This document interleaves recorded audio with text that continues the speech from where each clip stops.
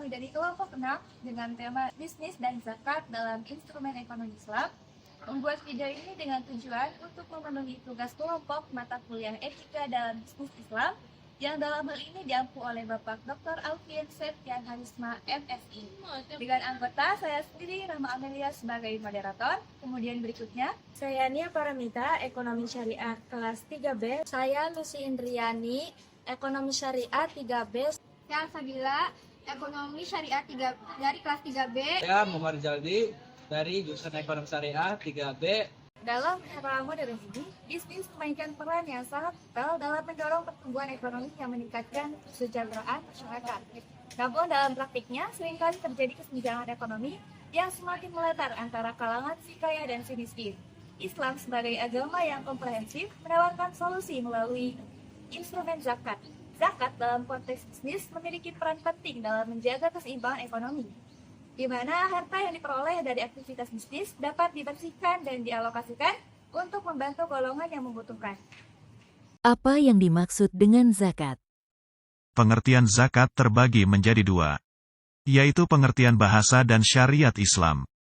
Menurut bahasa Arab, kata zakat memiliki beberapa arti, antara lain, berkembang, berkah, banyaknya kebaikan, menyucikan dan memuji. Dalam istilah fikih atau syariat, zakat memiliki arti sejumlah harta tertentu yang diambil dari harta tertentu dan wajib diserahkan kepada golongan tertentu atau mustahikin. Apa bedanya zakat, infak dan sedekah? Perbedaan zakat, infak, dan sedekah dalam bisnis. Zakat, infak, dan sedekah adalah tiga konsep penting dalam ajaran Islam yang berkaitan dengan distribusi kekayaan dan kedermawanan. Meski sering dipandang serupa, ketiganya memiliki perbedaan mendasar, terutama dalam konteks bisnis. Yang pertama ada zakat. Zakat dibagi menjadi dua jenis, yaitu zakat fitrah dan zakat mal. Zakat fitrah wajib dikeluarkan menjelang Idul Fitri, sementara zakat mal dikenakan atas kekayaan yang dimiliki. Yang kedua ada infak. Infak adalah pengeluaran harta yang bersifat sukarela untuk keperluan yang bermanfaat bagi kepentingan umat, tanpa harus menunggu syarat tertentu seperti nisab atau haul. Infak dalam konteks bisnis, infak bisa berupa sumbangan untuk kegiatan sosial perusahaan. Dan yang ketiga ada sedekah. Sedekah adalah pemberian secara sukarela yang lebih luas cakupannya daripada infak, bisa berupa harta atau tindakan non-materi seperti tersenyum atau menolong sesama. Berikutnya ada 3 teori yang relevan dengan zakat dan bisnis dalam instrumen ekonomi Islam. Yang pertama ada teori maqasid syariah. Zakat adalah salah satu cara untuk mencapai hifz al-mal atau perlindungan harta dan hifz an-nafs atau perlindungan jiwa untuk mengurangi kesenjangan sosial dan meningkatkan kesejahteraan umat. Kemudian yang kedua ada teori maslahah. Zakat dan bisnis syariah harus dikelola untuk memberikan manfaat yang sebesar-besarnya bagi masyarakat dengan memperhatikan aspek keadilan, transparansi, dan kesejahteraan. Dan terakhir ada teori kepatuhan syariah dalam bisnis. Bisnis yang sesuai dengan syariah mencakup prinsip fairness, bebas riba, gharar atau ketidakpastian, dan juga maisir atau spekulasi. Problematika zakat di masyarakat. Permasalahan yang pertama yaitu kurangnya kesadaran masyarakat tentang pentingnya zakat. Permasalahan pertama dalam pengelolaan zakat di Indonesia adalah kurangnya kesadaran masyarakat tentang pentingnya zakat. Zakat merupakan salah satu rukun Islam yang memiliki peran penting dalam membangun kesejahteraan sosial dan mengurangi kesenjangan ekonomi. Namun, masih terdapat sebagai besar masyarakat yang belum memahami sepenuhnya konsep dan manfaat zakat. Yang kedua, ketidaktransparan dalam pengumpulan dan distribusi zakat. Permasalahan ketiga dalam pengelolaan zakat di Indonesia adalah ketidaktransparan dalam pengumpulan dan distribusi zakat. Ketidaktransparan ini mencakup kurangnya informasi yang tersedia pada masyarakat tentang proses pengumpulan, pengelolaan, dan distribusi dana zakat. Lalu selanjutnya ada solusi untuk meningkatkan pengelolaan zakat di Indonesia. Yang pertama yaitu harus adanya peningkatan kesadaran masyarakat tentang pentingnya zakat. Salah satu solusi yang dapat dilakukan untuk meningkatkan pengelolaan zakat di Indonesia adalah dengan meningkatkan kesadaran masyarakat tentang pentingnya zakat. Kesadaran masyarakat yang tinggi akan zakat dapat membantu memperkuat komitmen dalam membayar zakat secara rutin dan tepat waktu. Untuk mencapai hal ini diperlukan upaya edukasi dan sosialisasi yang intensif. Pendidikan tentang zakat dapat dilakukan melalui berbagai media seperti ceramah agama, seminar, lokarya, dan kampanye sosial. Selain itu, media massa dan platform digital juga dapat dimanfaatkan untuk menyebarkan informasi tentang zakat, termasuk pengertian, manfaat, dan tata cara pentingnya perhitungan pemberiannya. Contoh nyata mengenai bagaimana zakat dapat memberikan dampak positif bagi masyarakat juga dapat membantu meningkatkan kesadaran masyarakatnya. Yang kedua yaitu meningkatkan kepercayaan terhadap lembaga pengelolaan zakat.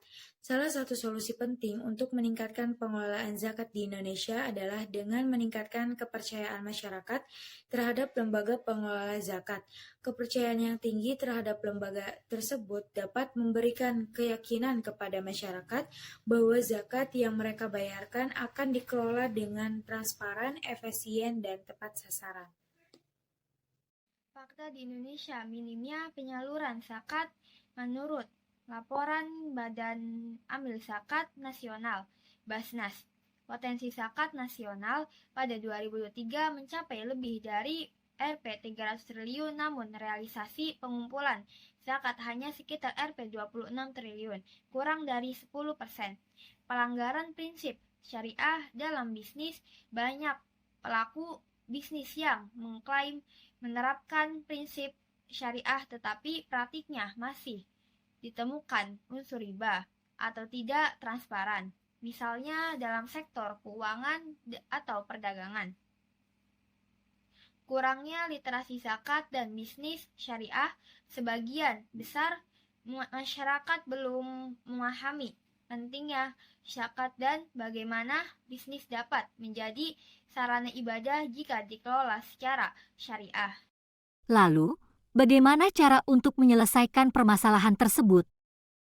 Solusi dalam peningkatan penyaluran zakat adalah dengan cara yang pertama digitalisasi zakat.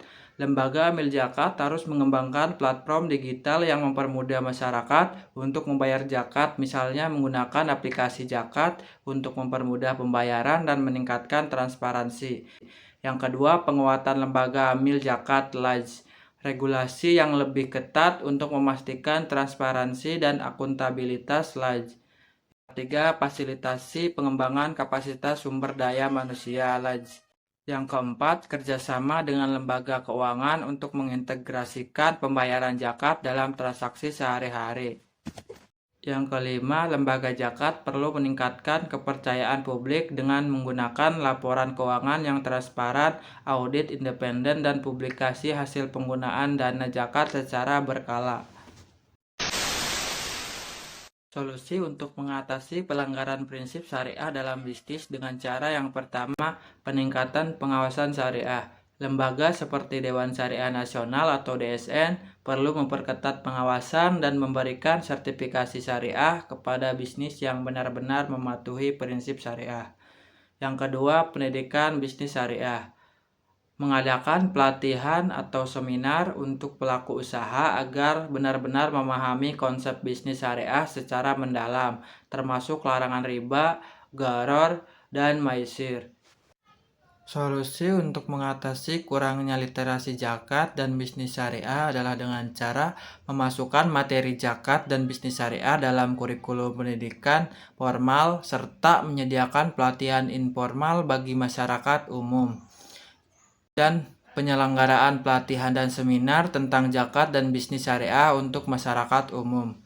Lalu kampanye masif melalui berbagai media seperti sosial media, televisi, radio untuk meningkatkan kesadaran masyarakat tentang pentingnya zakat dan manfaatnya. Dan kerjasama dengan influencer, tokoh agama, dan masyarakat untuk menyebarkan tentang pentingnya zakat dan bisnis syariah.